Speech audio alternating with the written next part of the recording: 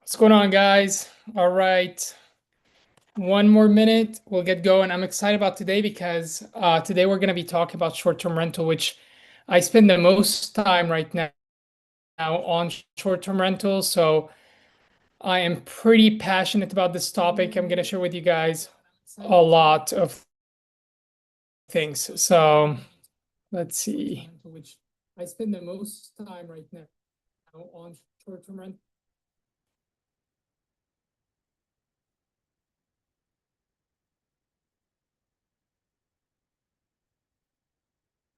All right.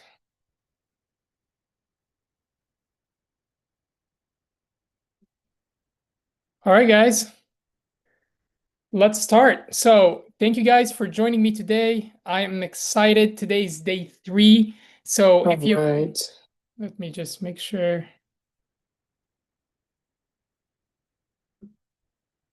All right, guys.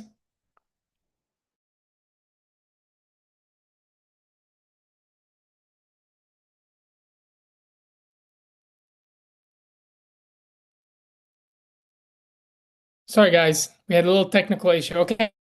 So, let me repeat this again. Thank you guys for joining today.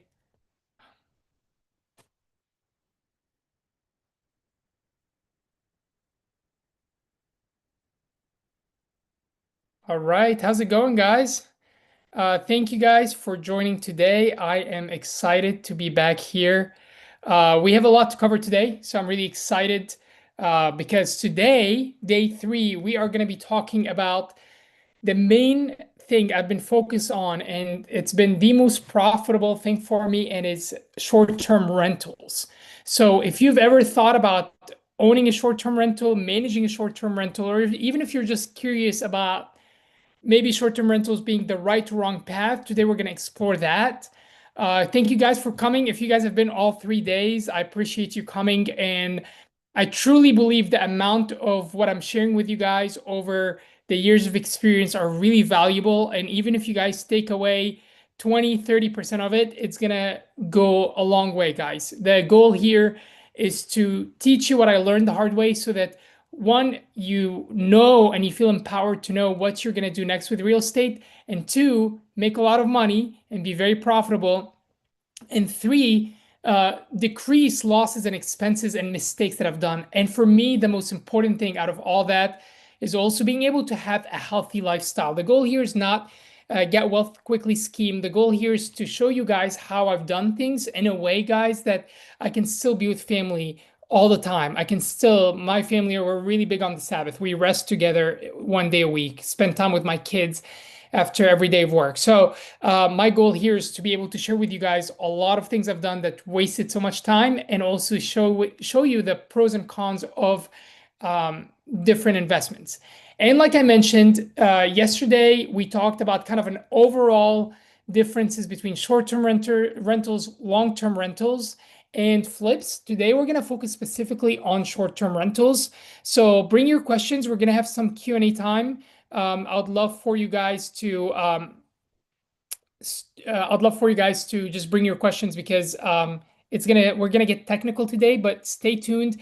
Bring a notebook. If your partner, husband, wife are near you, bring them, have them tag along because especially with today, um, short-term rentals require a lot of different giftings and skills. And when you have a partner with you, it can really help show you guys what works with you as a couple and what doesn't. So that being said, let's start.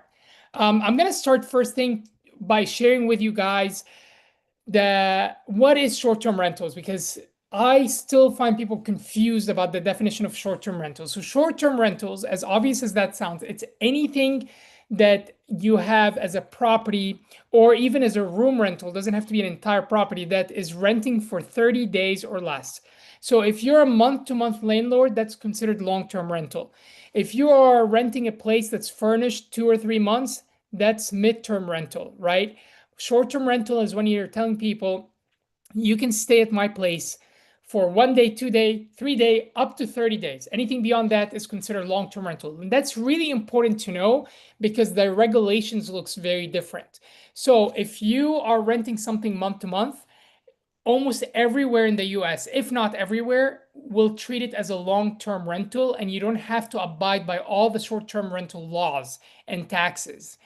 But once you say, no, I'm having a guest or a tenant staying 3 weeks, 3.5 weeks, then you are in the short term rental category. And it's really important to know the difference, because if you don't know that, you can end up buying a property in a state or in a city, I mean, that does not allow short term rental, or an HOA that doesn't allow short term rental but allows long term rentals.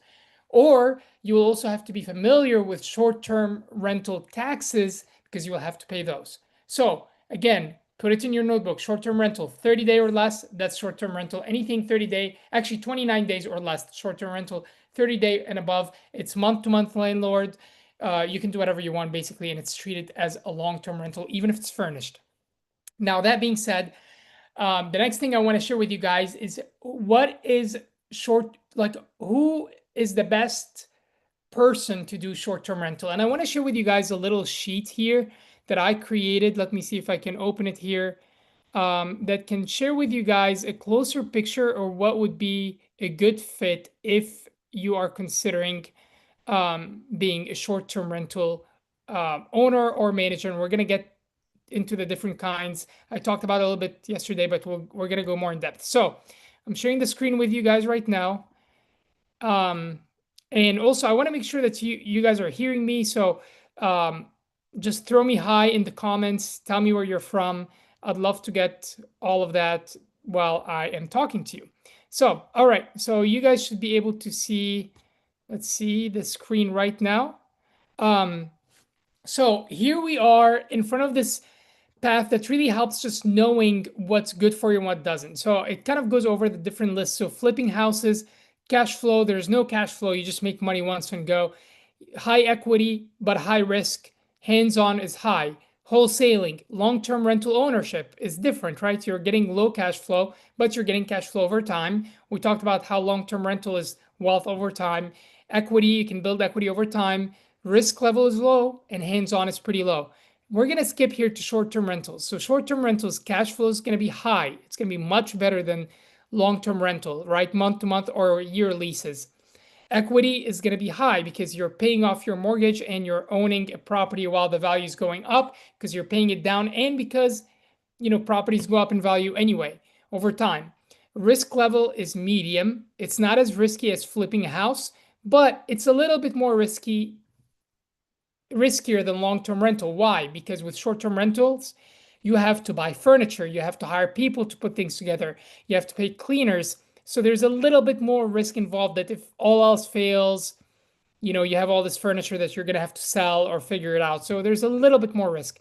Hands-on for short-term rentals, unless you have a manager managing it, which there's nothing wrong with that. I know locals that don't have time and they have managers managing it, but it's going to require some management. Now, the great news is there's a big learning curve, but once you know what you're doing, and let me stop sharing for now.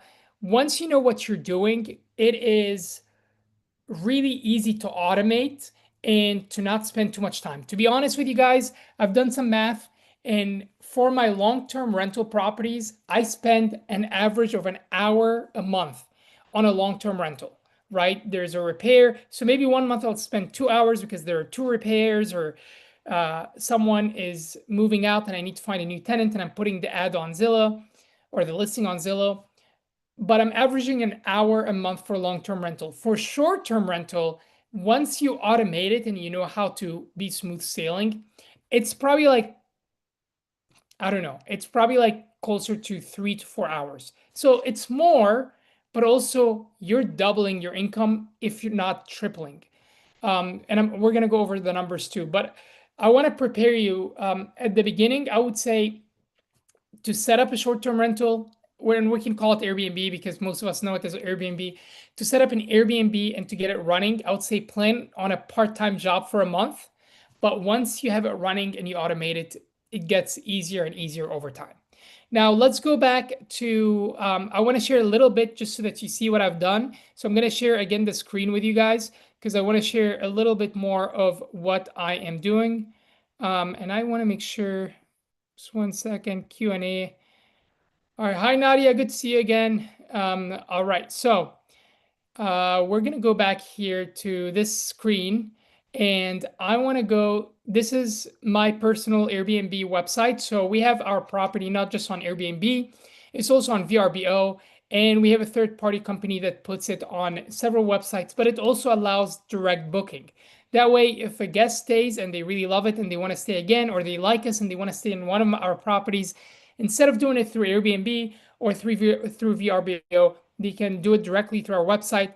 Obviously, the advantage of that is we don't have to pay the Airbnb's fees, which, by the way, if you're familiar, Airbnb used to charge the guest 12% and the owner us 3% fee. As in this month, you guys, they changed it. And now the guest pays 0% and the owner pays 15% fee. So if someone books a trip for $1,000, $150 are now gone to Airbnb. So the nice thing about building your own brand, and we can talk about that, and I talk about that in the course, you can start have an establishment, a brand established that people are booking through directly.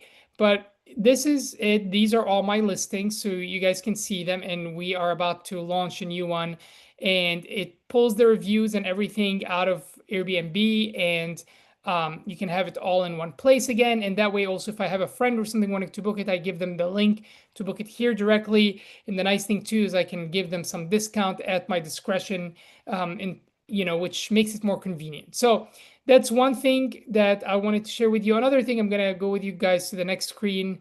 Let's see here. Let me make sure you guys are seeing the right screen. Just one moment. All right.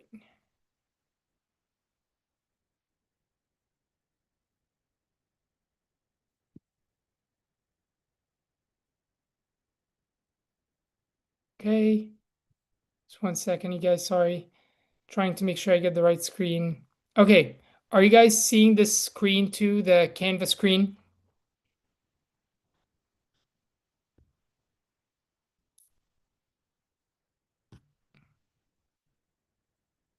Yep, you guys are seeing it. Okay, perfect.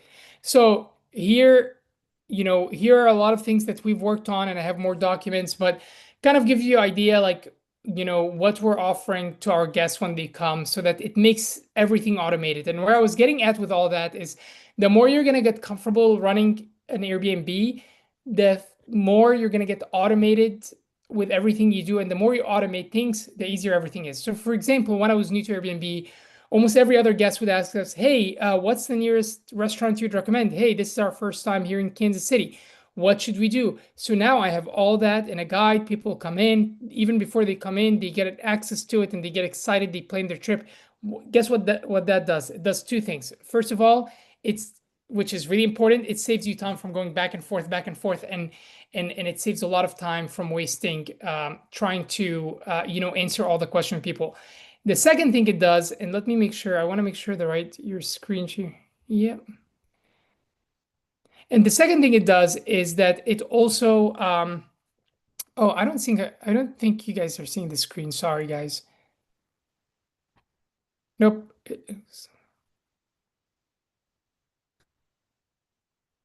Just one second, guys. Sorry, technical difficulty here. Share. All right, here we go. Um, all right, and then the second thing it does to you guys is it also um, just eliminate frustrations of going back and forth. A guest is coming in, they're coming late, they want to know where to go for dinner, and they're messaging you and they're frustrated because you don't see the message until next morning. So, or also not just things to do, but where's everything? When I started, guests would ask me, "Hey, where are the board games that you have in the pictures?" Well, and I have to point out, have you guys looked at the cabinets? Have you guys looked at that? So we have everything in place, and also check out instructions so that we're not leaving any room for the guests to be frustrated. This form right here that I created over time eliminates literally, you guys, and I'm gonna stop sharing for now. It eliminates literally, I would say, 90% of the messages I used to get. So I used to get a lot more messages asking, "Where is this? Where is that? Where should we eat? What would you like us to do for checkout instruction? Should we wash the towels, or do you do that? Do you want us to put the towels in the tub, or do you want us to put it in the washer, or do you want us to just leave it wherever we want?" So having all that in place, literally, it's like 9 out of 10 people are not asking me questions anymore. So automation is huge. Another thing I want to share with you guys, with that is, I'm gonna share with you guys the biggest reason you can have two identical Airbnbs next to each other, and one of them is grossing $50,000 a year, and the identical one next door is grossing $70,000 next year. I'd love, or not 70, sometimes even 80, 90, sometimes double. I'd love to actually get an input from you to know, um, if you guys can guess, what is the biggest reason someone is willing to pay a lot more for an identical house that's also on Airbnb? Can I get some guesses?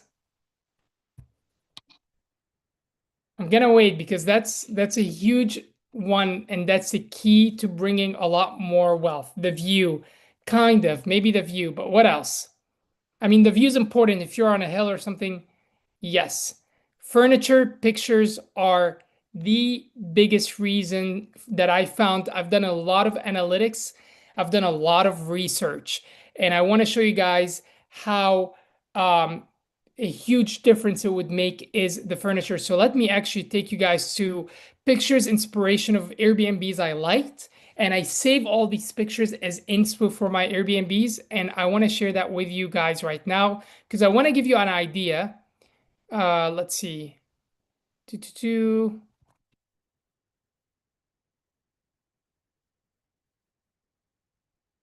Here we go. Okay.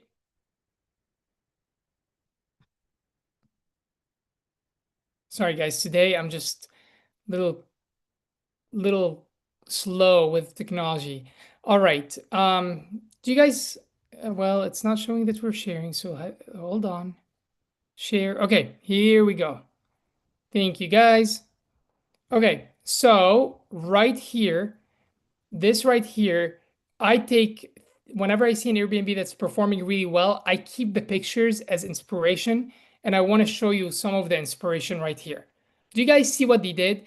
What they're doing is they're giving the guest an experience that they wouldn't get in a typical house. Most owners will never paint their house a theme like this is by the beach, so they did it beachy. They will never paint the ceiling lime green, right? They will never paint the brick pink. That's a crime. But people still love hotels because they love the idea of color. They love idea of things that they cannot do in their own house. So a huge key, you guys, is if you have two identical Airbnb, if this Airbnb was all white ceiling, nice beige walls or white walls, no colors, just gray rugs and maybe, whatever, gray, light gray, cream couches. I'll tell you right now, this property next door would do 2x as much. See what they're doing here? This is one in Texas, so they played with the Texas theme, cowboy. This is a bachelorette that I really liked. They did the pink bachelorette. I also love that they have models to give people an idea of what things would really feel like and look like. Do you guys see? I mean, this one is pretty, it's less of a risk. They didn't paint the ceiling, they didn't go crazy. They're a little bit more conservative. I'm guessing just so that if they have to sell it, they don't have to repaint everything and redo everything, but still very tasteful and still a lot of color. They're choosing orange chairs, right? Here it's drenched in pink. And another thing, the second biggest thing besides design is activities. So do you guys see what they have here? Let me show you. I'm pointing out right now. It is the microphone. They have a karaoke so that people can look at pictures and they can say, oh my gosh, we can have a karaoke together after the wedding, before the wedding, after the party, for the bachelorette party. That sells. So activities. I looked on Amazon, karaoke, it's like $70 equipment. It's nothing.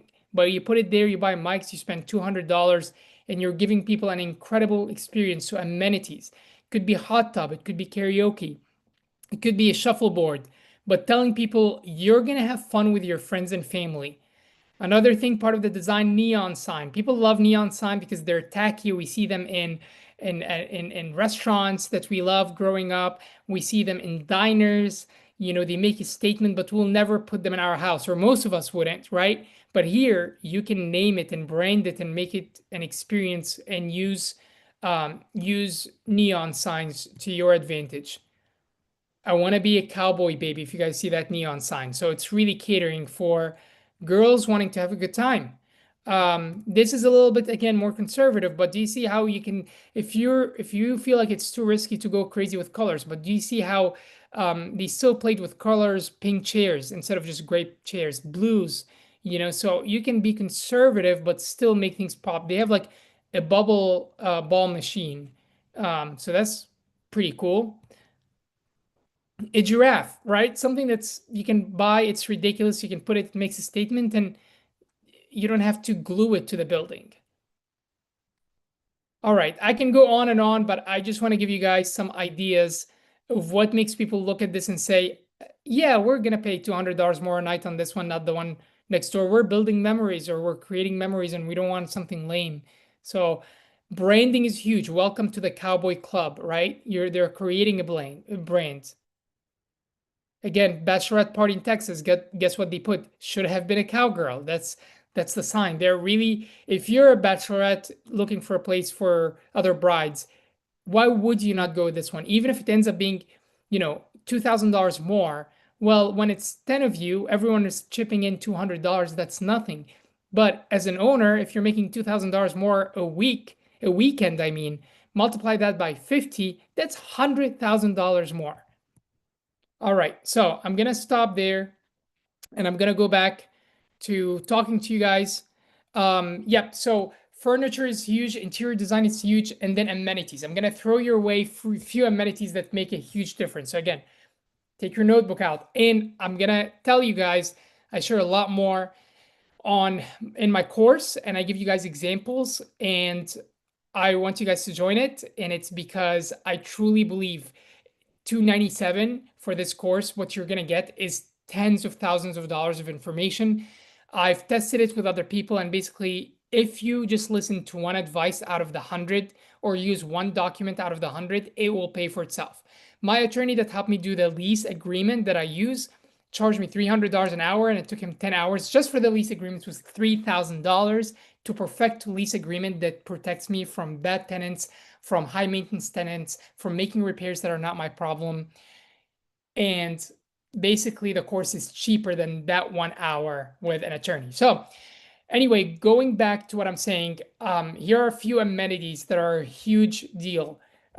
Again, hot tub is huge, and hot tub is it's not cheap. It's $7,000-$8,000, so it's an investment. But I'll tell you, my hot tub place will do free financing for 12 months. So for 12 months, I'm paying them about $600 $650 a month, no interest, and I have to pay it within a year. So at the end of the year, I'm paid up. But here's the beautiful thing: hot tub averages me $1,500 to $2,000 a month, $1,500 to $2,000 a month more. So I'm paying them $600 for giving me a hot tub that's brand new under warranty, and I'm collecting $1,500 a month from tenants without even paying for the hot tub yet. And by the end of the year, I paid it off, and I'm continuing to make $1,500 to $2,000. Another thing that's exploding right now are saunas. Highly recommend saunas. I put a sauna in a house that was $2,500 for the sauna, and I'm telling you guys, I have two Airbnbs right there in the same neighborhood, and the one with the sauna, even though it doesn't have a pool, it's still doing slightly better than the one with the pool, which is crazy to me. But there's been a huge growth in awareness and health, and when people are exhausted and they're looking for an escape, especially if you're a millennial or younger, you are looking forward for that sauna. You're looking forward for now. Cold plunge is becoming a huge thing. I haven't done it yet because we're still in the Midwest, but I know East Coast, West Coast, Colorado, places where people are really more health conscious, they will pay to have a cold plunge because they're thinking, oh my gosh, when we travel, we want to just give our body a break. And sauna gives your body a break. Cold plunge, though it's painful, it's really good for your body. Hot tub is really relaxing. So people are looking for that. Another thing that's super affordable and brings you guys a lot of people is yoga mat, yoga ball, or exercise ball, and then some weights. I mean, we're literally talking about $70 investments, and you put them right there, you take a picture of them, and you are gonna make that money in less than a week back and keep it's the gift that keep on going. Um, I know I didn't mention everything, so I'm trying to make sure. Um, Obviously, if you have all that and you don't have cleanliness, we've had a couple of times where the cleaners, it was a new cleaner, didn't do a good job, and people were really disappointed. So you wanna vet the cleaners. And one of the documents I share, again, let me share it with you guys because I want to give you an idea of what to look for. So we're gonna go back here to the screen. So one of the documents I share is, let's see. It's this deep cleaning checklist that we go with twice a year, short-term rental biannual deep cleaning. But I meet with the cleaner and we go over every detail. And then the blue is for maintenance guys to do it. So while the cleaner is deep cleaning a property, usually we do it in the middle of the week when we know it's slower and there's going to be no booking. While she's deep cleaning the property, we have a maintenance guy making sure all the knobs are closing, everything is working properly, taking all the lost and found items that have been discarded in the property and donating them, cleaning up the mess, getting organized. So we do all that at the same time, changing batteries because there's nothing better, there's nothing worse than a guest at 11 p.m. happened to me once saying, "Hey, the smoke alarm keeps ringing and someone needs to come and shut it down or add a battery to it." So that's the key here is having these things in place and checking them and having that standard very clear. Um, and then we also have inventory lists so we don't miss anything. So we are not having a maintenance guy go to change batteries and then guess what? We're out of batteries. He has to make another trip and charge us $60 for it. We have HVAC filters. We have batteries for the remotes. We have a backup remote. Universal remotes are $10 and remotes get lost. People, I don't know why, people end up packing their remotes by mistake or putting them in the trash. I would say it happens once a year for every property. So we get $10 universal remotes. We have 3 or 4 of them. We have them in storage, so we are prepared. So this inventory list that I use, we use it monthly to just go in and out. If you have this organized, it literally will take you guys 30 minutes max, 30 minutes once a month to walk around and just check everything. And if whatever is missing, you just go to Amazon or Costco and you just order it all and then you refill it.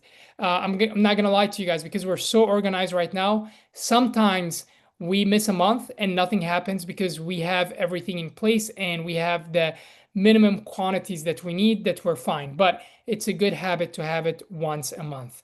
Um, so going back to uh, a property, I talked yesterday, and let me stop sharing here. And again, I want to make sure we have time for Q&A. So I talked yesterday about the different kind of ways you can get into short-term rental. But for those that missed it, I'm gonna tell you guys here again, there are 3 ways you can get into short-term rental investment. Okay, besides like to get it running.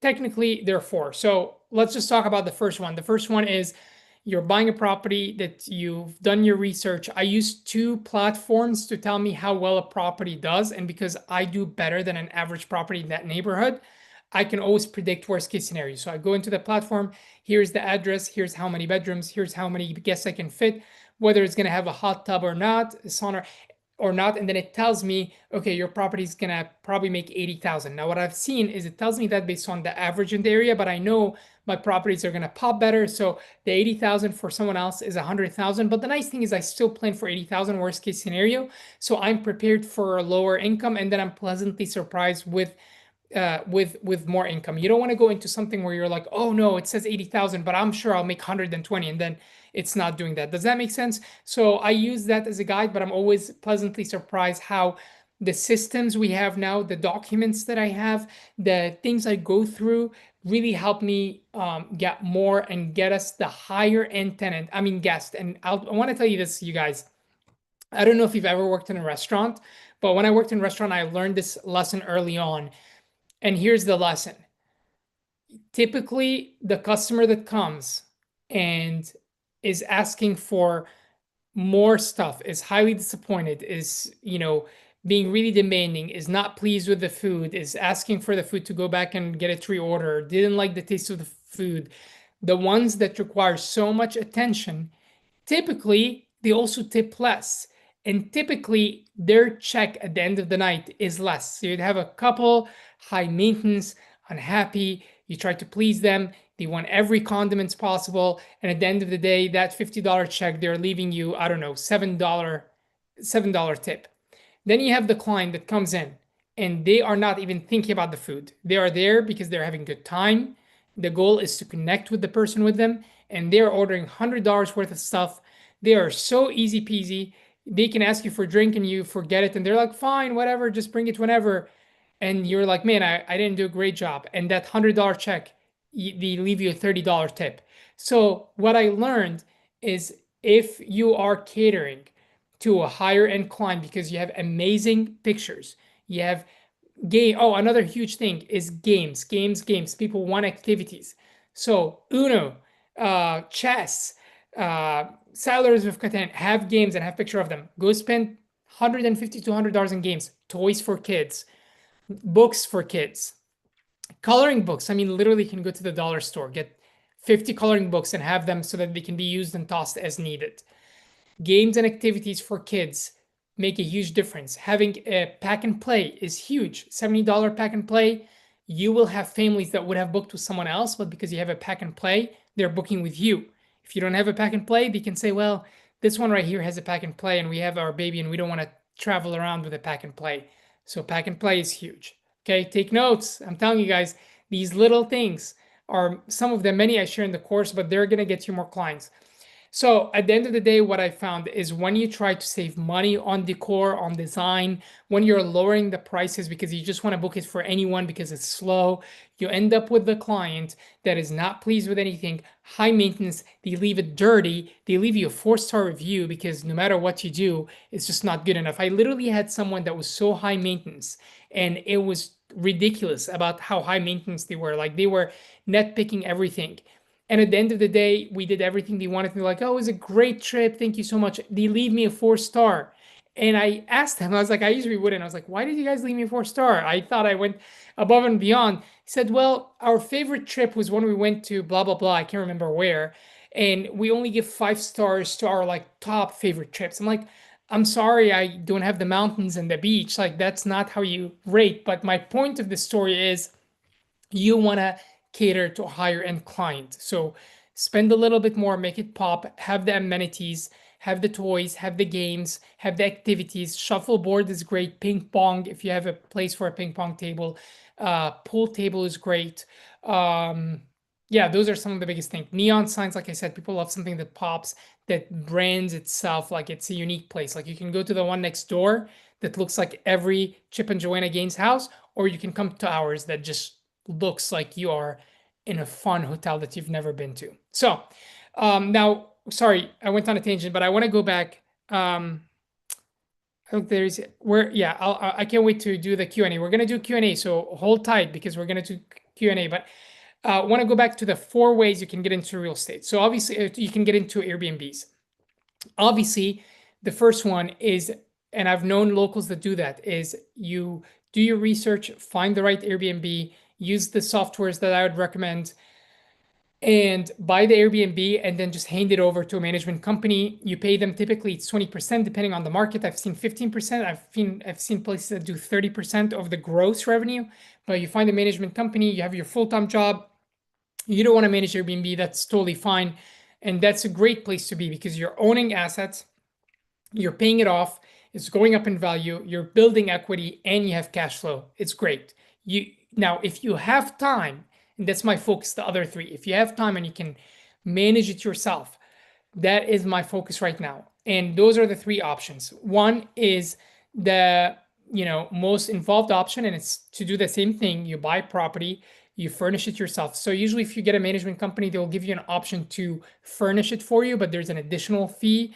And obviously you're under their mercy. You want to see their portfolio to make sure that they're not going to put tacky stuff. I've done that when I started. I wanted to get another Airbnb and I was just overwhelmed with work. I had someone else do it. And the interior design was okay, but it was just not great. And I paid them pretty good amount for it. So if you're going to go that route of hiring someone else to do interior design for you, make sure you give them a vision, make sure to look at pictures of what they've done, make sure you guys are on the same page. Now, let's go to the option of you doing it. So you buy it, you learn interior design. I give you guys so much content in the course of where I buy everything and just ideas and planning. And Abby, my wife, actually has a chapter where she talks about interior design for a short-term rental specifically. So you guys have a really good idea of what works. And she also has another part where she talks about flips. What are the things you're going to put that makes the place sell for more? And we've experimented with all that multiple times with multiple properties, and the numbers do not lie. Emotions can die, but no, emotions can lie. Numbers don't. So all that is in the course. But going back, the first option is to do it yourself and to buy property. Great thing about buying property, you build equity, like we said, and it's your own property. The bad thing about buying property is you have to come up with down payment and furniture costs. So if you're buying something typically for investment, it's 20%. So let's say you're buying an Airbnb for 400,000. Well, 20% of that is $80,000. And not that just that, you're gonna need to spend another 20 at least on furniture. So now you have to bring $100,000. And that's where you're probably gonna need investors, or it's gonna be hard.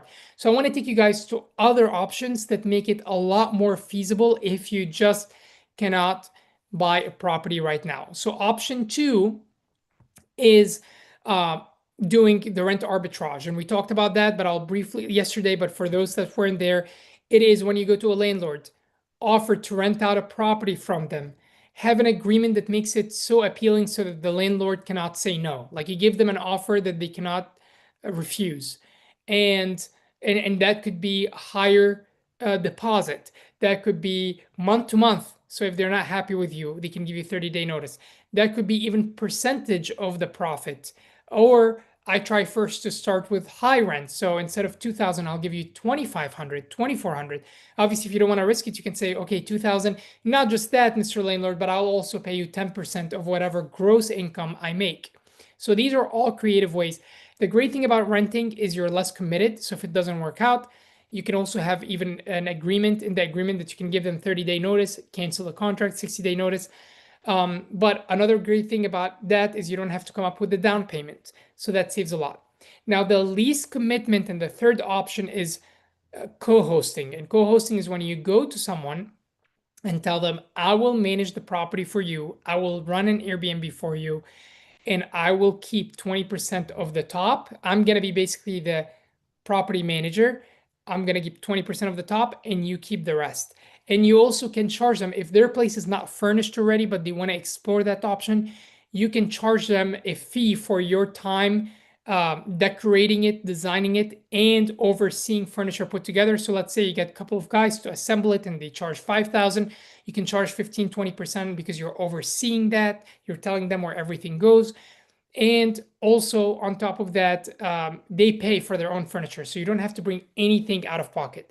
Or another option that even makes it easier to start as a co-host is to go to Airbnbs locally and find listings that are clearly not managed well. So that means they have maybe lower reviews. That means that the pictures maybe are taken by with phones, not professionally taken. The decorations are just old and boring, and I dive into samples into that in the course. But you look and the pictures are like, okay, it's just an IKEA couch and there's nothing else in the room. Those are people that are trying to make money, but they either don't know how to manage, they don't have eye for design, or they don't have time or experience of how to keep people happy. And you come in and say, hey, let me take this over for you. I'll make you more money. I'm just going to ask for 20% on top. And you will be surprised how many landlords would be relieved. And if they're happy with one, and once you're a co-host and you make it easy and you automate everything, we talk a lot about automation in the course, then it is so easy to manage 5, 6, 7, 8, 9, 10. So right now we're managing 10, and it's probably 10, 15 hours a week because so much is automated. And you can actually, I'm working on automation because I really want it down to like 7 to 8 hours with the 10 properties we manage a week to manage all of them. So those are 3 ways.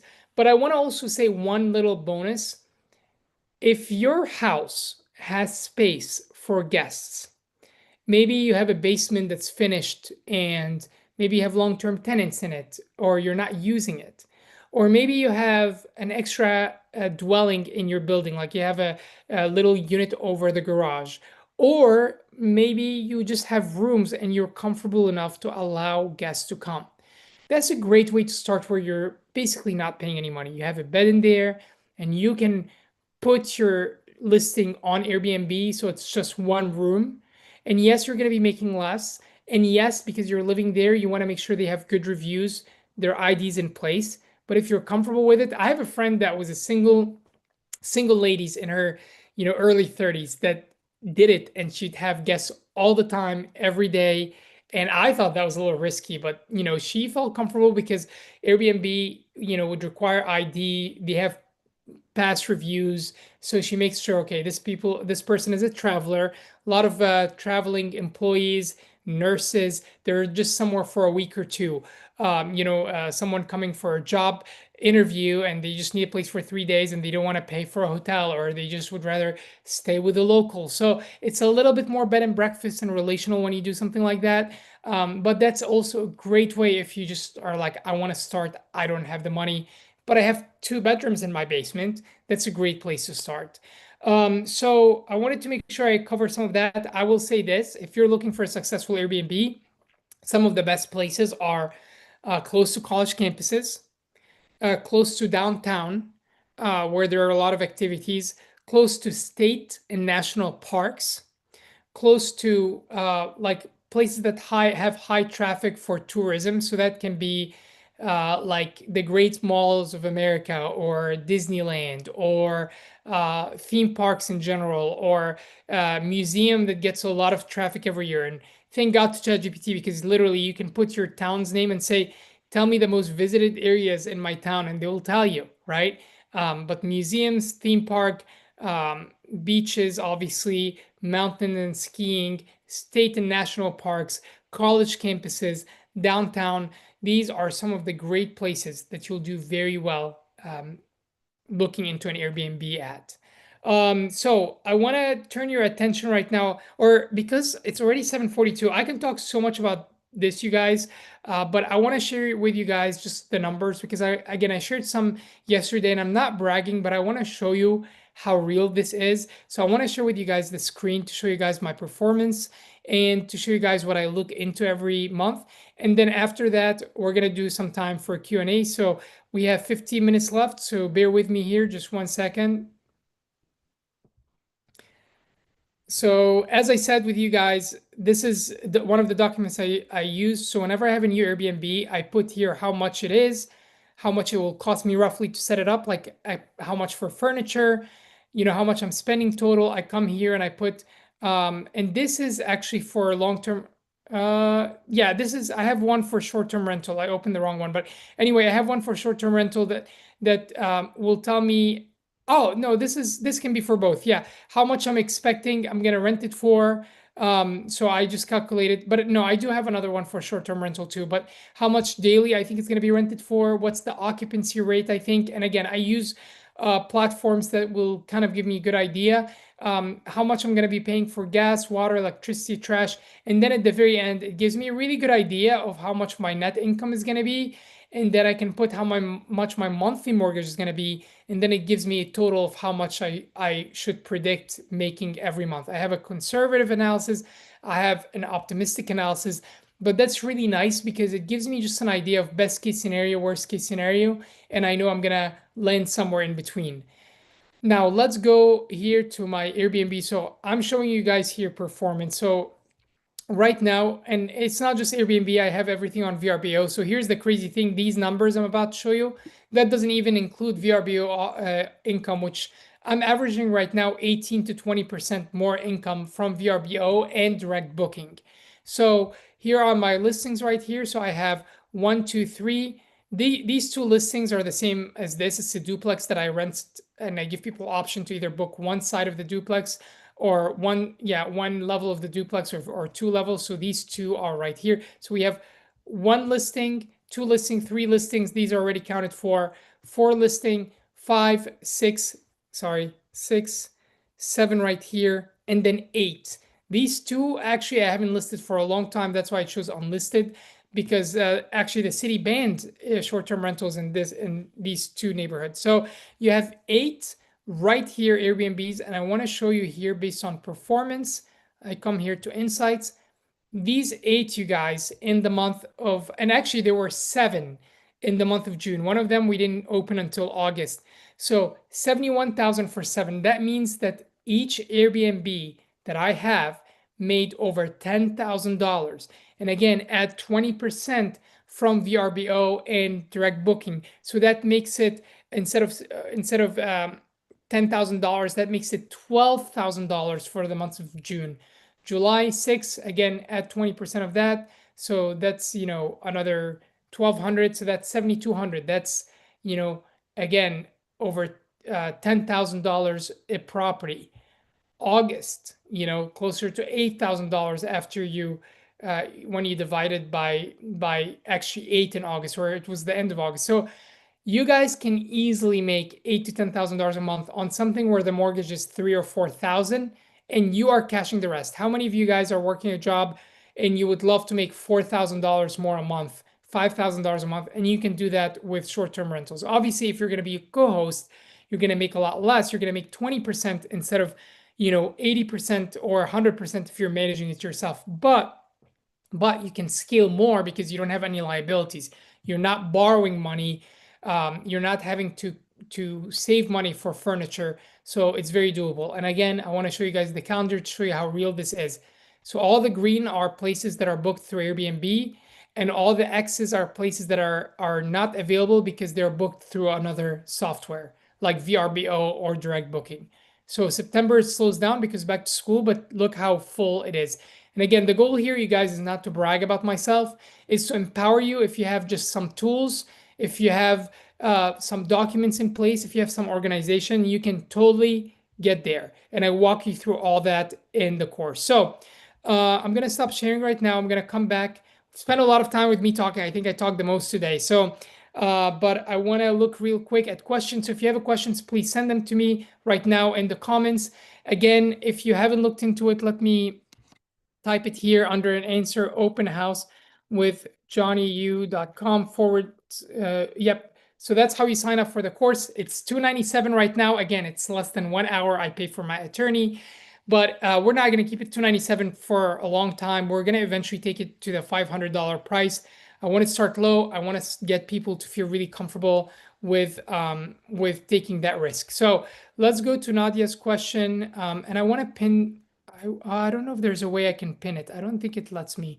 But again, openhousewithjohnnyU.com. So Nadia says, I have a house in my family that I can try to Airbnb and test out. I looked in the area to see how often other homes are booked, and it's smaller, and it's a smaller.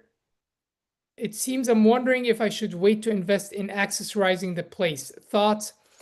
If you have the place already furnished for the most part, and if the place is clean and acceptable, it wouldn't hurt to start. Just go for it. I don't want you spending so much money on something if you're not sure the market is the right market for it. That being said, I encourage you, go to places like airdna.co, and you can put that property. It won't tell you much because they want you to pay for the premium service, but it will give you an idea of how well the area does, and then you can decide from there. But if it's furnished again and it's in a good shape, I'm like, give it a try. Worst case, you run it for a month and you realize this is not for you, or this property is not the right one. Okay, I have a question here from Andrew. How realistic are short-term rentals going forward in the KC market with all the new city restriction with many towns around KC? Andrew, that's a great question. Yes, so if you're not familiar with Kansas City, it is banned in Kansas City. So again, you have to make sure to figure out from your city whether it's legal or not, and that can be as simple as calling zoning department in your city. Zoning and planning, every city has a zoning and planning.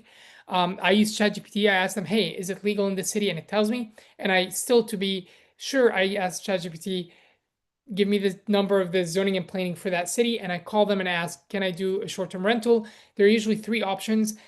Some cities completely ban it. Some cities allow it, but you have to get a rental permit, which is usually like $50 a year, saying that you're a landlord. And then some cities will Some cities will not will allow it, and they do not require any like further requirements. So that being said, Andrew, I'll tell you right now, in Kansas City metro area, Prairie Village Bandit, Kansas City Bandit, right? Fairway, and Mission Hills. We're talking about four. There's a place like Mission that's restricted it, but it's not banned, but it's restricted. But guess what? Blue Springs allow it. Overland Park allows it. Grandview allows it. Raytown allows it. So you have so many options. Lee Summit allows some of it. So many options. And some of these towns are now, Airbnbs are too big and they're profiting the city that it's going to be harder for them to shut it down. And another thing is looking even outside of Kansas City and embracing the idea that maybe you find it somewhere and have another manager or having another person. Like my buddy is managing one in Kansas City. He lives out of state, but he has and he's managing himself. He's communicating with guests, but he has a go-to repairman that he trusts. He has a go-to cleaner. He has a backup cleaner, backup repairman, and he didn't want to pay the 20% someone else, so he's doing it out of town, but he has the right people in place and backups. And another thing, Andrew, is most of these cities that ban it will still allow you to do it if you're living in the property. For example, Kansas City, you can get a special license to have a short-term renter stay in your duplex, in your basement, in your duplex, in one of the bedrooms. So you want to look into all those options and not completely shut it down. It's already furnished, but I would update the bed sheets, pillows, and maybe some lamps. Yeah, I think if you add some art, Home Goods is a great place. You add some art that makes it pop. Tell people that this is not just a house that no one is living in. It's actually an Airbnb. So get some art. I mean, literally, we're talking about invest $500. Sheets, lamps, art, and test it out. Find a cleaner, put it on the market, see how it does. All right, guys, we have 7 more minutes. Do I have any further questions? And before you guys leave, again, I'm passionate about this, but I cannot give it for free because I have paid, promise you, I've paid thousands of dollars getting people in town to come in and to schedule. Sorry, I'm putting do not disturb. I keep getting texts popping up. I've had professionals come in, do a whole shoot. Abby and I spent 80 plus hours planning it, recording it. I share all the documents that I paid $6,000 plus. Again, the lease agreement alone was $3,000, and I'm giving it away for $297. It doesn't cover my cost, but I want more people to do it. And this is also good for me because the more I push you guys to do it, the more people get comfortable, the more it gives me just the platform to continue sharing and teaching. So it's not going to be $297 for so long. Again, it's less than 1 hour that I paid the attorney for the 10-hour lease agreement that he prepared for me that saved my butt and saved me thousands of dollars over time. So a lot of the questions I cannot cover here, but it is in the course for the next couple of days. We're going to have it at that price. So go for it. If you really don't want to spend the money, I would say find another friend. And that's actually a great thing to do. Find another friend and say, let's go 50-50 on this. I don't mind it. But have an accountability partner that can go in and plan it with you because it's totally worth it. All right. Any other questions? Again, if you guys are wondering where are the old videos from the last 2 days or how do I sign up for the course, it's Open House with Johnny U. Again, Open House with Johnny, JOHNNY. Use you.com. All right. If we don't have any other questions, I'll see you guys tomorrow. I want to share with you guys the screen real quick because I want to show you what we're going to be discussing tomorrow. So let me share. Let's go back to this. And here we go. And here is tomorrow's plans.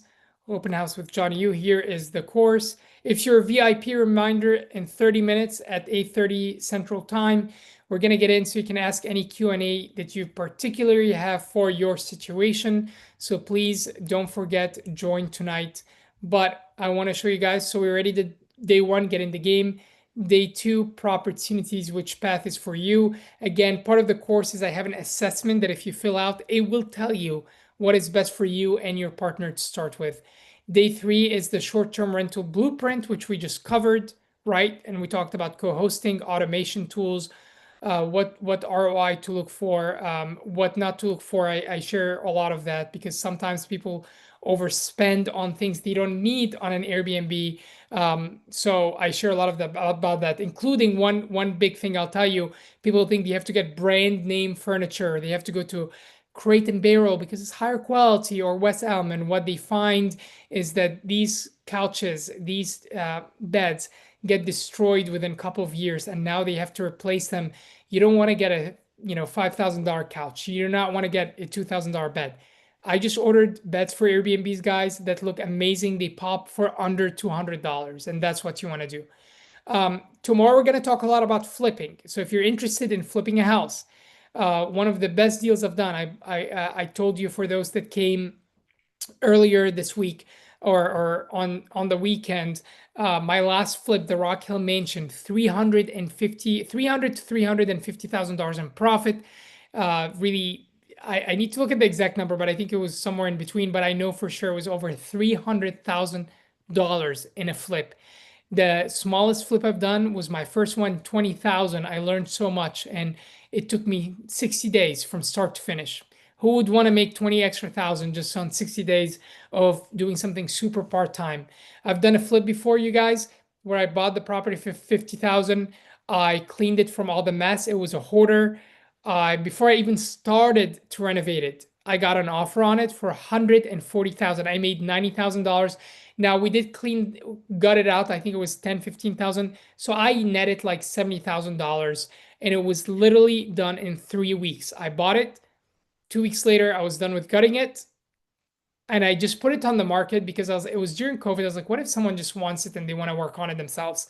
And I was correct. A week later, I was closed on it, cash deal, and I made all that money. So we're gonna talk about flips tomorrow.